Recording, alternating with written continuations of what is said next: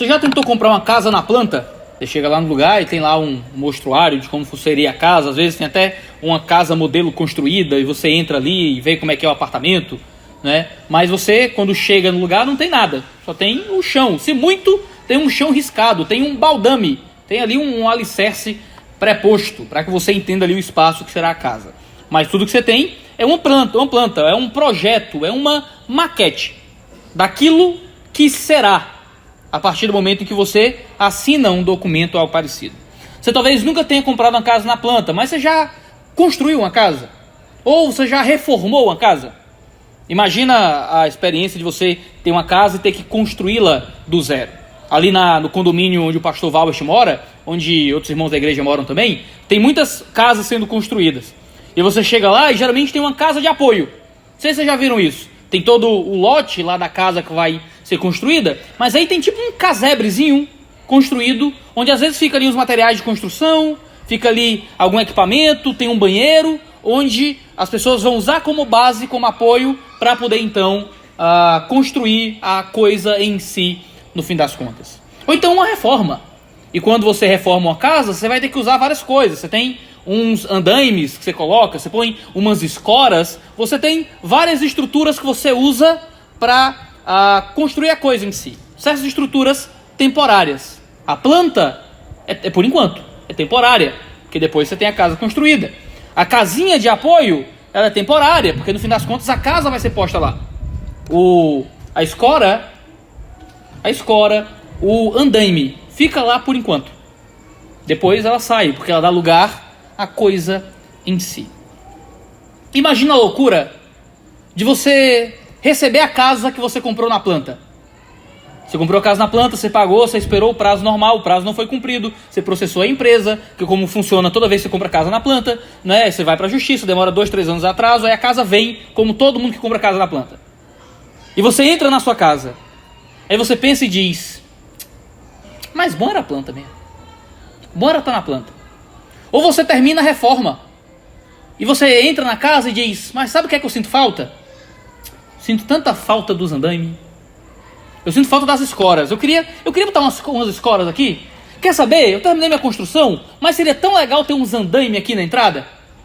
Ou você termina a sua mansão no seu lote de condomínio fechado, mas você senta e diz, tá faltando a casinha de apoio. O que os irmãos convertidos aqui de Hebreus capítulo 8 passavam era fundamentalmente isso. Eles tinham recebido a coisa em si. E eles estavam tentando voltar para as estruturas temporárias. O Antigo Testamento é apresentado em Hebreus 8 como uma casa de apoio, como uma série de andaimes e escoras, como uma casa na planta. Jesus Cristo e sua obra completa é apresentada como aquilo que a gente finalmente ansiava. É a mansão, é a casa, é a reforma pronta. Voltar às estruturas rituais do Antigo Testamento, ou tentar criar de alguma forma uma união entre cristianismo e judaísmo, era de alguma forma desprezar a obra completa para retornar a coisas que deveriam servir por um momento, mas que deveriam ser descartadas uma vez que elas nos dessem aquilo que já era eterno, que deveria estar no lugar delas. Se você ler comigo Hebreus capítulo 8, do verso 1 ao verso 6, nós vamos entender que Jesus é superior e que voltar atrás é abandonar aquilo que é pior e eterno, em nome do que é pior e temporário. Abandonar o que é melhor e eterno, em nome do que é pior e temporário. Hebreus 8, 1 a 6, diz assim então. Ora, o essencial das coisas que estamos dizendo é que temos tal sumo sacerdote, que se assentou à direita do trono da majestade nos céus, como ministro do santuário e do verdadeiro tabernáculo que o Senhor erigiu, e não o homem. Pois todo sumo sacerdote é constituído para oferecer dons e sacrifícios. Por isso, era necessário que também esse sumo sacerdote tivesse o que oferecer. Se ele estivesse na terra, nem mesmo sacerdote seria, visto existirem aqueles que oferecem os dons segundo a lei. Estes ministram em figura e sombra das coisas celestiais, assim como Moisés foi divinamente instruído, quando estava para construir o tabernáculo. Pois Deus disse, tenha cuidado para fazer tudo de acordo com o modelo que foi mostrado a você no monte. Mas agora, Jesus obteve um ministério tanto mais excelente, quanto é também mediador de superior aliança instituída com base em superiores promessas. O texto que nós lemos fala sobre sombras, fala sobre coisas temporárias. O verso 5 dá um centro da ideia do que o autor aos Hebreus está nos trazendo. Diz: estes ministram em figura e sombra das coisas celestiais. O Antigo Testamento, aquilo que era temporário, a casa de apoio, a planta da casa que nós moraríamos, os andaimes e as escoras, eram sombra. Aquilo que nós recebemos, no entanto, é muito mais excelente. Se você fala de sombra, eu geralmente uso a ilustração de quando o filho chega tarde em casa. O filho não chega, era para ela chegar 10 horas da escola, não atende a ligação, não responde no WhatsApp. Você sabe que ela desce na parada e vem pela esquina, o que é que você faz? Você fica no portão, em pé, olhando, esperando.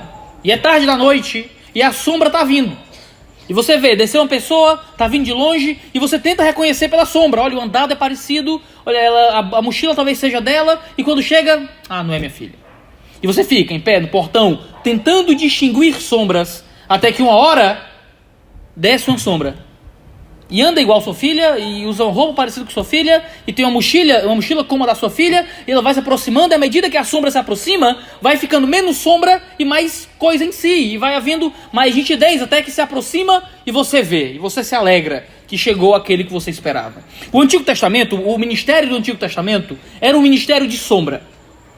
Havia um progresso na revelação, e essa sombra ia se aproximando e se tornando uma coisa mais nítida. Lembra de Gênesis capítulo 3? Quando Adão e Eva comem do fruto e o evangelho é exposto para eles pela primeira vez. Virá da semente da mulher um homem que pisará a cabeça da serpente, ferindo o seu calcanhar. Isso era todo o evangelho que eles tinham. E era pouca informação. Saberia que haveria alguém que era humano, que nasceria da mulher. Esse alguém de alguma forma seria ferido pela obra de Satanás, mas ele ia destruir aquele que tentou o homem ao pecado. Você tem aí algo que hoje, olhando em retrospecto, a gente sabe. Ele está falando de Jesus. Mas toda a informação que Adão e Eva tinham era sombra, era pouca coisa. À medida que os anos foram passando, Deus foi adicionando revelação. O Moisés foi falando na lei, os profetas foram revelando, ele será assim, ele será Deus, ele será maravilhoso conselheiro, ele será Deus forte, será o Pai da eternidade, será o servo sofredor, ele vai morrer na cruz, os pecados do povo serão lançados sobre ele, e mais revelação é lançada acerca de quem é aquele que vem. A sombra vai se aproximando, a imagem vai ficando mais nítida, até que em algum momento Cristo vem. Se manifesta quem é exatamente o Filho do Deus vivo.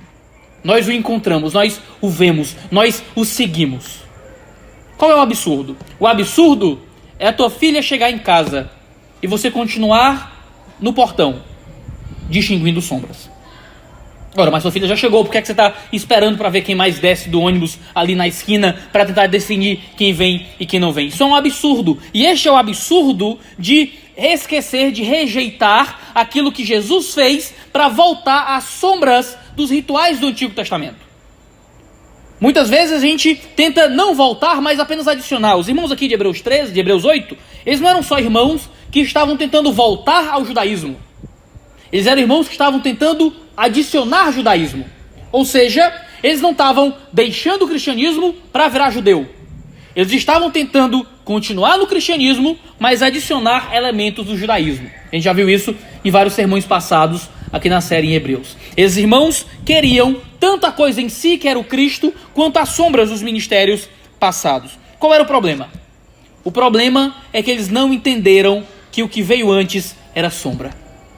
Eles estavam tão apegados àquele momento que eles passaram no portão esperando o filho chegar, que eles não conseguiam se alegrar com a coisa em si que eles já haviam recebido. Eles não conseguiam encontrar alegria no filho que já chegou em casa em segurança. Eles queriam voltar para esperar, para voltar aos rituais, para voltar aos elementos e às práticas que apenas apontavam, que não eram coisas em si. Ninguém mora na escola, ninguém mora no andaime, ninguém quer morar para sempre na casinha de apoio. Ninguém deita no chão da planta da casa. era temporário, era por enquanto. Mas eles queriam, sim, morar na coisa em si, sim, queriam ter Cristo Jesus, mas sentiam falta da planta, sentiam falta dos andaimes e queriam voltar aos rituais e práticas do judaísmo. Hoje a gente ainda vive isso. Quantas igrejas nossas, quantas comunidades, até mesmo co-irmãs, não comemoram ainda festas judaicas? Não trazem elementos judaicos como se eles fossem mais espirituais e tocam o shofar no culto como se fosse abrir o mundo espiritual de alguma forma, e trazem candelabros e tem rituais com arcas da aliança. Quantas igrejas não aplicam completamente à estrutura do culto elementos do judaísmo e dizem que os instrumentos são consagrados como os instrumentos lá do tabernáculo, e o homem que toca no louvor é um levita, como parte do povo judeu, e o pastor que prega é como um sacerdote, como alguém que de alguma forma lhe intermedia entre você e Deus, e a gente traz elementos do judaísmo à vida da fé. Guardamos dias, evitamos certos alimentos que seriam impuros, e a gente é cristão, temos a coisa em si, mas nos apegamos a elementos temporários do judaísmo. Esses irmãos achavam que seriam salvos, que estariam mais próximos de Deus, ao continuar guardando coisas do Antigo Testamento. Como é que essa passagem de Hebreus 8, 1 a 6, nos instrui acerca disso? Nos instrui nos lembrando que devemos deixar as sombras do passado, para nos apegarmos àquilo de concreto, que é a obra perfeita de Cristo Jesus. E faz isso nos apontando algumas coisas, apropriadamente 4 coisas, acerca das sombras do Antigo Testamento. Se você vier comigo, a gente vai ver em primeiro lugar que o sumo sacerdote do judaísmo era uma sombra. Ele era certamente a figura mais opulenta do judaísmo. O sumo sacerdote era certamente o homem religiosamente, liturgicamente mais poderoso. Ele o homem eclesiologicamente, se a gente puder dizer assim, mais poderoso do judaísmo. Ele quem tinha a autoridade para sacrificar em nome do povo. O sumo sacerdote era um homem com roupas especiais, que entrava em lugares que ninguém mais entrava, que falava com Deus de uma forma que ninguém mais falava. O sumo sacerdote parecia algo concreto. E o autor aos Hebreus nos lembra que o sumo sacerdote era uma sombra. Ele vai dizer no versículo 1 de Hebreus capítulo 8, ora, o essencial das coisas que estamos dizendo, e aqui é interessante porque ele está resumindo quase que 5 capítulos do livro de Hebreus, quando a gente começa a discutir sobre o sacerdócio de Jesus, e aqui é o último verso, onde ele vai falar especificamente, o último trecho, onde ele vai falar especificamente sobre o sacerdócio de Jesus. Ele diz que o essencial, a suma das coisas que a gente está discutindo é o seguinte, é um resumão, para você que perdeu a série em Hebreus talvez. O resumão é o seguinte, temos tal sumo sacerdote, que se assentou à direita do trono da majestade dos céus. Irmãos, no Antigo Testamento, nós sentíamos um sumo sacerdote, mas agora temos tal sumo sacerdote, temos esse sumo sacerdote. Lembra, essa ideia de tal é uma tradução que lembra João 3,16, não é? Deus amou o mundo de tal maneira. E como foi esse amor de Deus? Foi estupendo, foi enorme, foi indescritível, ele entregou seu filho. Ele diz, temos tal sumo sacerdote. É um sacerdote também indescritível, maior e superior. E ele apresenta quem é esse grande sumo sacerdote que é colocado, um tipo especial de sacerdote. É um sacerdote que não vivia no templo ao lado de Davi, como os sacerdotes do Antigo Testamento também não viviam. Não era um sacerdote que tentava de alguma forma vencer os ofícios de religioso e de civil. Não era como um rei que tentou servir de forma sacerdotal. Ele era alguém que senta à direita do trono da majestade. O trono é um símbolo de poder civil. O sacerdote é um poder religioso. E aqui nós temos um sumo sacerdote que une esses dois ofícios. Isso foi profetizado no livro de Zacarias. Se você lembra, a gente já citou isso, em Zacarias 6,13, de que o Messias viria unindo os dois, reinando na união dos dois ofícios. Jesus não é só um líder religioso, Jesus é o Senhor de tudo.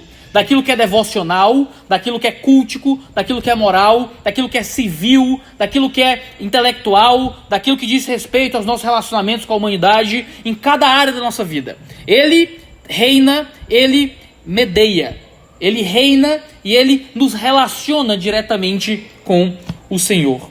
Assentar aqui representa justamente a autoridade desse Jesus. A gente lê que ele se assentou à direita do trono da majestade.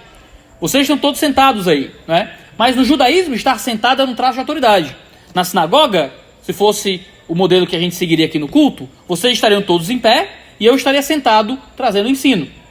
Antigamente, os mestres sentavam para ensinar, juízes sentavam para dar sentenças, reis sentavam no trono para reinar. Jesus se assenta, representando sua autoridade, e é assentado à direita do trono da majestade. Ele está falando diretamente do trono de Deus. Não é o trono de um rei humano, não é o trono de um principado terreno, é o trono do Deus vivo. Temos um sacerdote que faz mediação por nós, com mais amplitude e com uma posição melhor que os sacerdotes do Antigo Testamento. Ele está assentado à direita do trono da majestade nos céus. Ou seja, o sumo sacerdote do Antigo Testamento era poderoso? Era. Mas comparado com o sumo sacerdote da Nova Aliança, ele é uma sombra. Ele é uma sombra, ele é um vapor, ele não é nada comparado com a grandeza do Cristo que nós temos. Porque ele está numa posição melhor e porque ele tem uma amplitude de atuação maior. Ele está ao lado do trono de Deus. Ele não está simplesmente no Santo dos Santos vendo uma fumaça e vendo uma arca que representava o Senhor. Ele está do lado do trono do próprio Senhor, falando diretamente com o Pai. E ele reina ao lado do Pai. Ele também é rei de cada área de nossa vida. Enquanto o antigo sacerdote era limitado, esse Cristo, esse novo sacerdote, atua em profundidade, em amplitude em cada área da nossa existência. Ele reina sobre tudo. E ele está próximo de Deus, de forma que nenhum outro líder religioso já teve. Você tem confiança nisso? Você encontra segurança nisso? Em saber que o teu sacerdote é um peixe grande? Em saber que você tem as costas largas? Que o teu contato é quente? De que o cara que está por ti não é só um caba que vai ali entrar numa salinha e tentar... Não, ele está do lado do Pai. Ele vai e se assenta, ele não fica de pé, ele se assenta ao lado do trono supremo da glória de Deus. E não se assenta lá como intruso, mas como parte da família real. E que se assenta lá por nós, fazendo mediação, nos unindo a Deus, perdoando os nossos pecados. Irmãos, o sumo sacerdote do Antigo Testamento podia ser opulento, mas ele é uma sombra. Ele só representa a grandeza de algo muito maior, que é esse novo sumo sacerdote que se assenta ao lado do Pai. Os versos 3 e 5 também falam acerca do sacerdócio do Antigo Testamento e diz assim, a partir do verso 3: Pois todo sumo sacerdote é constituído para oferecer dons e sacrifícios. Por isso, era necessário que também esse sumo sacerdote tivesse o que oferecer. Se ele estivesse na terra, nem mesmo sacerdote seria, visto existirem aqueles que oferecem os dons segundo a lei. Estes ministram em figura e sombra das coisas celestiais. O autor aos Hebreus vai dizer que o sacerdote entregava suas habilidades, os seus dons e os seus sacrifícios, que eram recebidos do povo. Isso era o que se esperava do antigo sacerdote. Jesus, cumpre justamente esse ofício. O sacerdote precisa de algo para oferecer. O sacerdote é alguém que tem coisas para dar. Ele tem aquilo que recebeu do povo, são os sacrifícios, os animais seriam mortos, e ele tem os dons, seus talentos, que ele usa para servir ao povo. No caso, o que é que Jesus tinha para oferecer como dom e sacrifício? Jesus tinha a si mesmo. Ele, ao contrário do antigo sumo sacerdote, ele não simplesmente recebia do povo os sacrifícios que ele mataria para trazer perdão de pecados, mas ele próprio se entrega em sacrifício. Por isso ele não está na terra, diz o texto, por isso que ele não está aqui conosco como sumo sacerdote, porque é de esperar que o sumo sacerdote entregue alguma coisa. Jesus se entregou. Por isso ele não é um sacerdote visível, presente aqui. Ele não se sujeitou a ser um sacerdote iguais aos outros, porque os sacerdotes daqui eram mera sombra. Os sacerdotes daqui fazem sacrifícios segundo a lei. Ele, no entanto, está sendo a coisa em si. Estes sacrificam, esses ministram em figura das coisas celestiais. Em figura, em sombra. Novamente ele vai dizer isso, ministram em figura e sombra das coisas celestiais. Jesus era aquele que representava o verdadeiro sacerdócio. O sacerdócio terreno era sombra do que era celeste. Jesus, a coisa celestial, na verdade, é eterno e espiritual. Ele é eterno e ele permanece ao lado de Deus para sempre em nosso lugar. Comparado com a obra do antigo sacerdote, Jesus é a realidade da nossa salvação. O antigo sacerdote sacrificava animais, o antigo sacerdote ministrava de pé, matando animais para conseguir o perdão de Deus. O nosso novo sacerdote se entregou, se sacrificou e então se assenta reinando em nosso lugar. Você pode olhar para as antigas religiões rituais e encontrar opulência, força, autoridade, mas eles não são nada comparado com a grandeza daquilo que nós recebemos em Cristo Jesus. Em segundo lugar, a gente lê sobre a sombra que era o tabernáculo. Ora, o tabernáculo no Antigo Testamento era uma das coisas mais importantes para o povo judeu. Era o tabernáculo, a gente lê sobre isso no verso 2, como ministro do santuário do verdadeiro tabernáculo que o Senhor erigiu e não o homem. O tabernáculo existiu do êxodo do Egito até a conquista da terra de Canaã e era uma estrutura relativamente móvel do povo de Israel. Dentro do tabernáculo havia o santuário, que era o lugar santo, onde ficava a Arca da Aliança. Dentro da Arca da Aliança você tinha alguns elementos do judaísmo que simbolizavam o poder e a história de Deus com aquele povo. Nós lemos que Jesus se manifesta hoje como nosso grande sumo sacerdote, como ministro do santuário e do verdadeiro tabernáculo que o Senhor erigiu e não o homem. Veja, no Antigo Testamento nós lemos que Deus erigiu o tabernáculo também. Se você lembrar de Números 24, 5 a 6, nós lembramos que todas as tendas judaicas, tudo aquilo que eles usavam como ambiente de culto, até mesmo como morada, era algo que Deus havia construído, que Deus havia plantado. Agora, quando diz que Jesus está no verdadeiro santuário que ele erigiu e não o homem, o que ele está dizendo não é que Deus não erigiu o santuário do Antigo Testamento. É que o novo santuário não foi erigido por meio dos homens. Deus o fez, mas Deus o fez por meios naturais. Os homens tiveram um modelo e os homens construíram aquilo através do poder e da atuação de Deus. Esse novo santuário não teve nenhuma participação humana. O homem não ajudou a construí-lo. Deus se manifesta em um santuário e tabernáculo que ele próprio fez de modo completo e que ele fez sem ajuda e participação de absolutamente ninguém. E isso é uma coisa muito séria quando você fala acerca dessa relação do judeu com a ideia do tabernáculo. Ali era onde Deus agia. Era ali que Deus se manifestava, era a morada do Senhor. Ele se manifestava no Santo dos Santos. Ninguém podia tocar na Arca da Aliança. Mesmo com boas intenções, Deus fulminava, homens morriam ao encostar na arca. A ausência da Arca da Aliança no meio do povo de Israel, ali no lugar santíssimo, no tabernáculo, quando a arca esteve com os cananeus por muitos anos, representava Deus abandonando o povo. Os judeus tinham uma religião muito física. Havia elementos físicos que representavam a majestade de Deus. Falar do tabernáculo era falar de uma estrutura grandiosa e de um ambiente santíssimo, onde Deus se manifestava. Parecia concreto, parecia coisa em si, mas o autor aos Hebreus nos lembra que é sombra. Era só uma fumaça do verdadeiro e santo tabernáculo. De um tabernáculo onde Jesus está agora. Jesus está nesse momento no Santo dos Santos intercedendo por nós. Não em um tabernáculo humano, não no templo de Salomão, que alguém criou e fez bonito e grande. Não, ele está nesse momento no verdadeiro santuário, no verdadeiro tabernáculo. Ainda que hoje não haja mais o tabernáculo físico dos judeus, há um verdadeiro tabernáculo onde Jesus ministra nesse momento.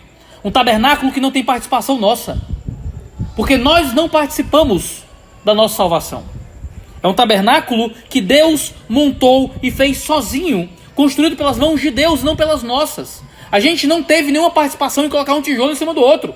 A gente não costurou nenhuma carne de animal. A gente não enrolou nenhuma corda. O tabernáculo é todo dele. Ele construiu e ele ministra por nós. É um tabernáculo que nós não temos que desmontar e montar no deserto. É um tabernáculo que apenas Deus comanda, que apenas Deus cuida, que apenas Deus monta e que dura para sempre. É uma salvação que provém de um tabernáculo do qual nós não participamos em obras, mas que nós só recebemos da boa mão da obra desse Cristo Jesus. A partir do verso 4, nós vemos também o seguinte, falando dos sacerdotes: esses ministram em figura e sombra das coisas celestiais, assim como Moisés foi divinamente instruído, quando estava para construir o tabernáculo. Pois Deus disse: tenha cuidado para fazer tudo de acordo com o modelo que foi mostrado a você no monte. Mas agora Jesus obteve um ministério tanto mais excelente. Aqui o autor aos Hebreus faz uma citação de Êxodo capítulo 25, verso 40, onde Deus aparece para Moisés e explica como o tabernáculo deveria ser. O tabernáculo foi feito sim por instrução de Deus. Eles queriam... E o que acontece? O que é que esses cristãos viviam? Eles queriam voltar aos rituais do tabernáculo. Eles ainda estavam achando que de alguma forma deveriam retornar àquilo que eles viviam no Antigo Testamento. Eles não entendiam que mesmo que Deus tivesse dado ordens e instruções no Antigo Testamento, o mesmo Deus estava ordenando que eles deixassem isso para trás e seguissem coisas superiores. Às vezes a gente tem esse mesmo problema. A gente lê o Antigo Testamento e vê Deus falando. Foi Deus que escreveu o Antigo Testamento. Foi Deus que falou no Antigo Testamento. Foi Deus que deu ordens no Antigo Testamento. A gente deveria segui-las, não? E sim, de alguma forma nós seguimos o Antigo Testamento na grandeza dos princípios morais que ali se encontram, mas eles não são mais norma para nós, porque eles foram norma para os judeus naquele período específico. Para a gente serve como princípio histórico e moral. Há um sentido didático em tudo aquilo, mas não são mais norma como são hoje. Sim, Deus falou que deveríamos fazer isso ou aquilo no Antigo Testamento, mas esse mesmo Deus apresentou coisas superiores através do novo pacto, da nova aliança, através da obra de Cristo. O que Moisés tinha no tabernáculo era uma cópia, era um reflexo terreno de materiais humanos e perecíveis daquilo que nós recebemos agora e que desfrutamos agora. O santuário nem existe mais. A Arca da Aliança nem está mais disponível a nós, mas há um verdadeiro santuário, há um verdadeiro tabernáculo no qual nós estamos por meio da obra de Cristo Jesus. Nenhum de nós nunca entraria no Santo dos Santos. Nenhum de nós nunca estaria diante da Arca da Aliança, mas Cristo por nós está diante do tabernáculo, nos trazendo para perto de Deus. O ministério de Jesus, meus irmãos, é muito superior ao ministério do antigo tabernáculo, porque ele é o véu rasgado em nosso lugar, porque ele é o lugar santo em nosso lugar, porque ele é a arca da aliança que intercede por nós e que representa a presença de Deus por nós todos os dias. Em terceiro lugar, nós lemos sobre Moisés. Você vai ver isso, a gente já leu esse trecho agora há pouco, no verso 5. Estes ministram em figura e sombra das coisas celestiais, assim como Moisés foi divinamente instruído quando estava para construir o tabernáculo. Moisés também ministrou como figura e como sombra. Moisés, para a gente, é uma figura importante do Antigo Testamento. Moisés foi o responsável pela libertação do povo de Israel do Egito. Moisés é certamente a figura mais respeitada em todo o judaísmo pelos judeus. Eu tive recentemente com um rabino em São Paulo, e o modo como ele falava de Moisés lembrava o modo como um católico fala de Maria. Moisés é uma figura elevada para aquelas pessoas. Moisés era um grande nome do judaísmo. Moisés libertou o povo de Israel da escravidão do Egito. Moisés guiou o povo de Israel pelo deserto. Moisés levou os judeus à terra prometida. Moisés viu Deus face a face, e por meio de Moisés veio a lei do Antigo Testamento. Moisés escreveu toda a Torá. Moisés foi o responsável pelos 5 principais livros do judaísmo. Moisés era um nome grande, era um nome importante, e Moisés era uma sombra. Ele não era coisa em si. Eles não deveriam parar em Moisés. Moisés era um andaime. Moisés era uma casa de apoio. Eles tinham que avançar para coisas superiores, porque Jesus era maior do que Moisés. Porque a obra de Jesus foi superior à obra de Moisés. Porque o monte onde Jesus estava foi superior ao monte que Moisés esteve. Porque o contato de Jesus com Moisés o contato de Jesus com Deus era maior que o contato de Moisés com Deus. Porque a lei de Cristo é superior à lei mosaica. Porque a morte de Jesus foi muito mais gloriosa do que a morte de Moisés. Nós, irmãos, não erigimos, não levantamos os grandes homens da história bíblica como coisa em si. Porque os grandes nomes da história bíblica são sombra. Nós não nos apegamos a esses homens e nos devotamos a eles como se eles fossem tudo para nós. Não, nós voltamos sempre a Jesus de novo e de novo, porque os grandes homens da história da igreja também são sombra. Nós não nos tornamos devotos de homens, nós não nos tornamos a imagem de certos homens, nós não oramos para grandes nomes da história, não os canonizamos, não pedimos milagres a eles, não nos definimos em torno deles, porque Jesus era a coisa em si. Os ministros ministram em sombra. Moisés era sombra. Os grandes nomes da história bíblica eram sombra. Os grandes nomes da história da igreja eram sombra. Os grandes nomes da tua história são sombra. Talvez um pastor que foi importante para a sua vida. Talvez um missionário que lhe ajudou de alguma forma. Um discipulador, um amigo, um parente que lhe serviu no caminho de Deus. E você não para neles. Você não se centra neles. E você não faz deles a palavra de Deus, não porque o missionário que me conheceu, ele ensinou isso, não porque a missão, não porque o pastor fulano, quando plantou a igreja, tinha essas intenções. Você não gira em torno deles, você gira em torno da coisa em si, da obra completa, daquilo que é superior. Nós não nos rendemos às pequenas sombras dessa vida, mas nós nos centramos naquele que é completo, no homem muito maior do que Moisés, porque nos tira de um Egito muito pior do que o Egito dos judeus, porque nos faz vencer um faraó muito pior do que aquele Deus homem do período antigo, porque nos faz caminhar por um deserto muito mais árido do que qualquer coisa da Mesopotâmia, porque nos fez atravessar um mar vermelho muito mais profundo, e porque nos faz entrar em uma Canaã muito mais profunda, com leite e mel muito mais abundantes que qualquer coisa que Moisés pudesse ter feito. Porque a obra de Jesus é maior que qualquer coisa, que qualquer sombra terrena pudesse ter nos dado.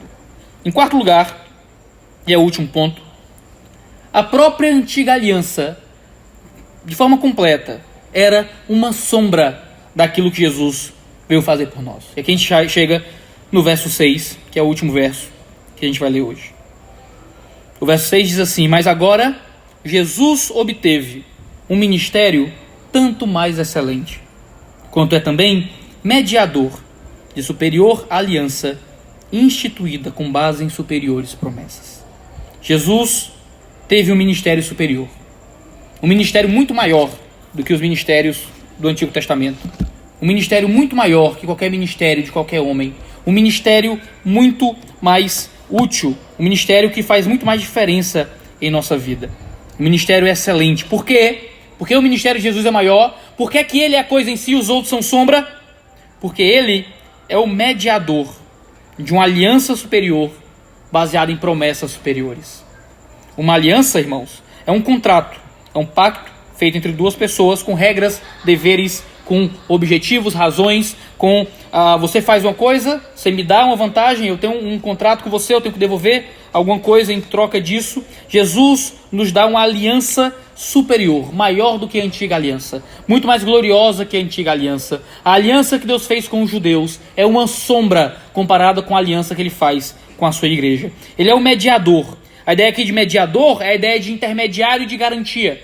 Ele é aquele que medeia, a palavra certa é essa, tá? É medeia, não é media. Media é para medir, para mediar, é medeia mesmo. Quando eu falei medeia a primeira vez, olharam estranho para mim, tá? Eu olhei no dicionário, confia em mim, certo? É medeia. Ele medeia essa aliança, ele faz uma mediação superior. A mediação do sumo sacerdote era nada comparada com a mediação do próprio Cristo Jesus. E ele é a garantia. Falamos disso no domingo passado. Ele garante, ele é o fiador. Ele é aquilo que faz com que seja certo que essa aliança vai se cumprir em nossa vida. Em uma aliança totalmente acima, superior, melhor que a antiga aliança. Porque as promessas acerca do Filho são superiores às promessas da lei. As promessas acerca de Jesus são maiores que a promessa sobre qualquer coisa. Todas as promessas que estão em volta de Jesus são sombra comparadas com a promessa acerca do próprio Filho. É o que lemos no Salmo 110, que ele seria mediador para sempre, de que ele seria sacerdote para sempre. As promessas acerca de Jesus, meus irmãos, são tudo, representam tudo, nos mostram a grandeza final daquilo que o Evangelho significa. A antiga aliança, o pacto de Moisés, aquilo que foi a base do resgate do povo de Israel, não é nada, é sombra comparado com o resgate que ele entrega tanto a Israel quanto aos gentios nessa nova instituição chamada igreja. Podemos ter força e segurança nessa nova aliança porque ela nos mostra a completude, a grandeza da verdadeira mansão que Deus construiu para nós. Irmãos, nós ainda precisamos das sombras. Precisamos de obras, de sacrifícios, de rituais. Precisamos ainda da pompa e circunstância do sacerdócio e do tabernáculo. Ou nós podemos encontrar paz e confiança em uma obra completa. Irmãos, nós não precisamos voltar às sombras. Nós não precisamos voltar às plantas, não precisamos voltar aos andames e às escoras. Nós não precisamos das reformas mais, porque já encontramos a obra completa de Cristo Jesus em nosso lugar. Uma mediação completa, uma salvação total. Mas, queridos, e essa é a minha conclusão, Jesus realmente é o cumprimento das profecias. Jesus é a realização das expectativas. Jesus é a materialidade das sombras. Esse Jesus faz com que a gente entenda que os rituais, toda aquela ritualística do culto, era nada mais, não era a coisa em si, não era o que a gente precisava, mas era um símbolo, uma sombra, algo que apontava para aquilo que realmente importava.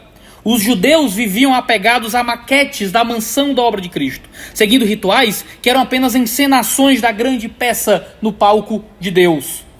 Eles matavam animais para representar o Cordeiro de Deus que tirava o pecado do mundo. Eles guardavam o sábado para representar o descanso perpétuo na obra de Cristo.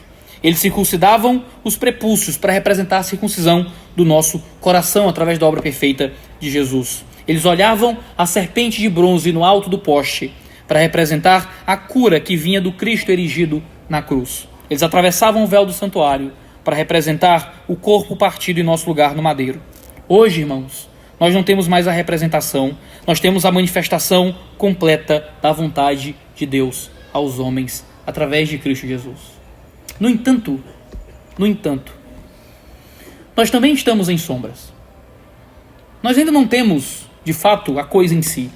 Por mais que a gente vai ver isso em Hebreus mais à frente, os homens do Antigo Testamento chorariam para estar no nosso lugar, porque agora nós temos a revelação completa de Cristo. Nós ainda não temos tudo que teremos. Haverá um momento em que nós veremos a Deus de forma plena e total. Se você lembrar de 1 Coríntios capítulo 13, nós lemos que nesse momento nós vemos as coisas como que por um espelho. E o espelho naquele tempo não é como os nossos maravilhosos espelhos que você usa para se maquiar de manhã. Eram metais muito polidos, como um fundo de uma panela. Imagina isso, você vendo as coisas pelo fundo de uma panela, se maqueia pelo fundo da panela. Não vai ficar tão bom, talvez você passe 2 mais. Talvez saia delineado do meu pro lado. Nós vemos hoje as coisas como que refletidas meio que de relance. Irmãos, sim, encontramos em Cristo a coisa completa e total contra as sombras da ritualística antiga. Mas nós, de alguma forma, ainda estamos nas sombras. Ainda não vemos as coisas em sua completude. Ainda não vemos Deus de forma total. Vivemos ainda na expectativa de uma revelação maior e ainda mais absoluta. Esperamos os céus onde nós o conheceremos como também somos conhecidos, como diz Paulo. Estamos em sombras na expectativa, esperando a verdade, a completude e a magnificência da revelação de um Cristo que está nos céus. Choramos e gememos em expectativa, como diz Romanos 8. Porque a criação geme esperando a revelação dos filhos de Deus. Porque nós gememos esperando para nos tornarmos quem realmente queremos ser. Porque o Espírito Santo geme. Porque estamos nas sombras do sofrimento. Tudo que nós fazemos aqui, meus irmãos, ainda é ministração às sombras de coisas celestiais. Estamos aqui em sombra, esperando a manifestação da verdadeira luz. A luz que virá através da obra de Cristo. Tudo que fazemos nessa vida só reflete a grandeza do futuro. A gente ainda não conseguiu entender a grandeza disso.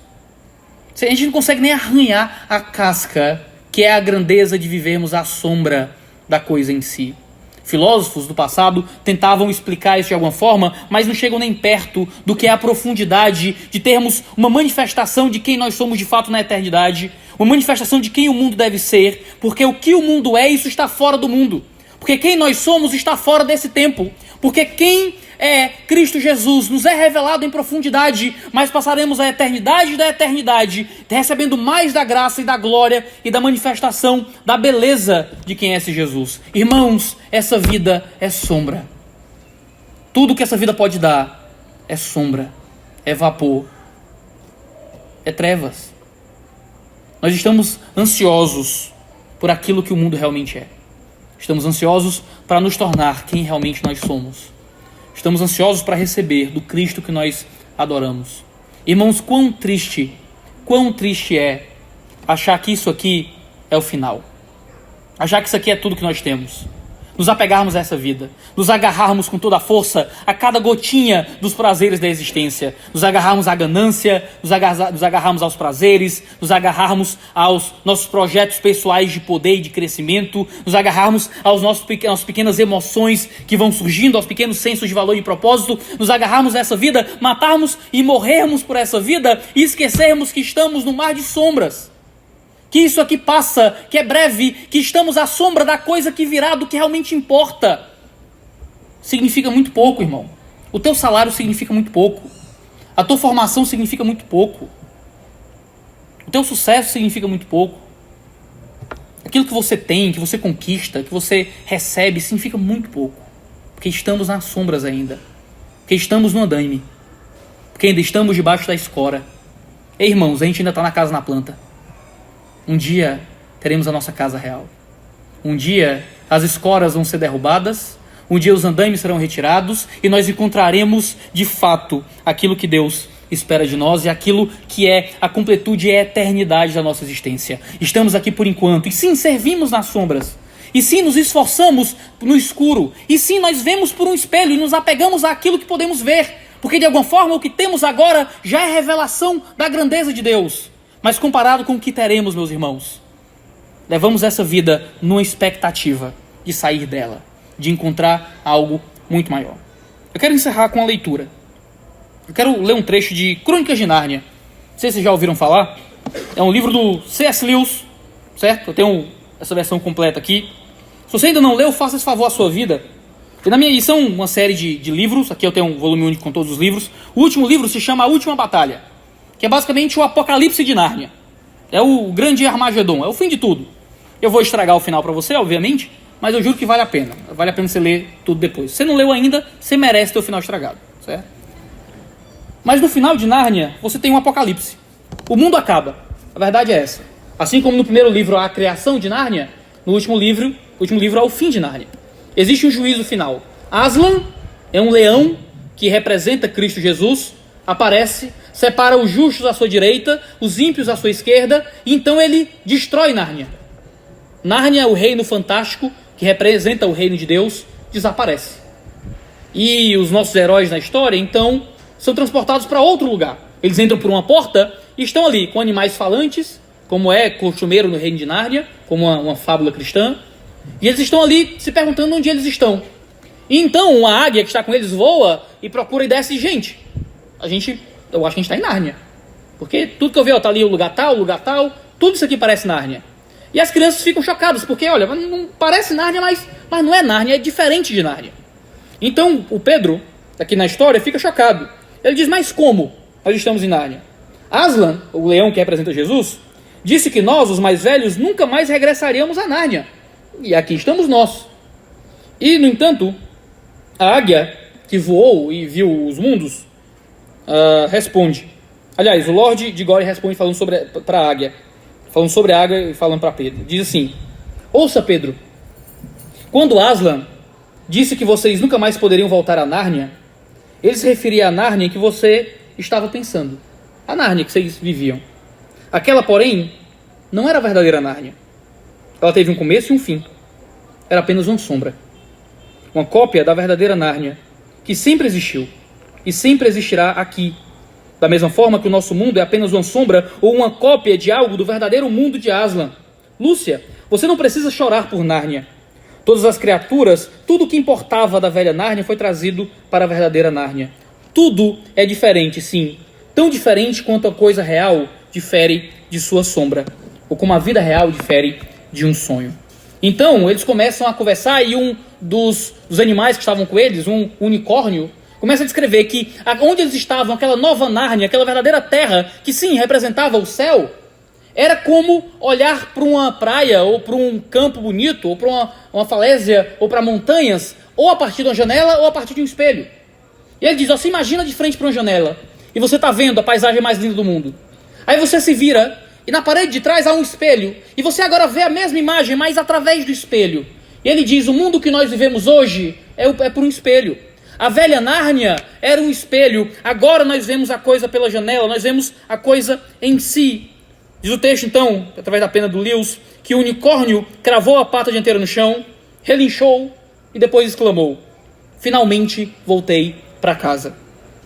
Esse sim é o meu verdadeiro lar. Aqui é o meu lugar.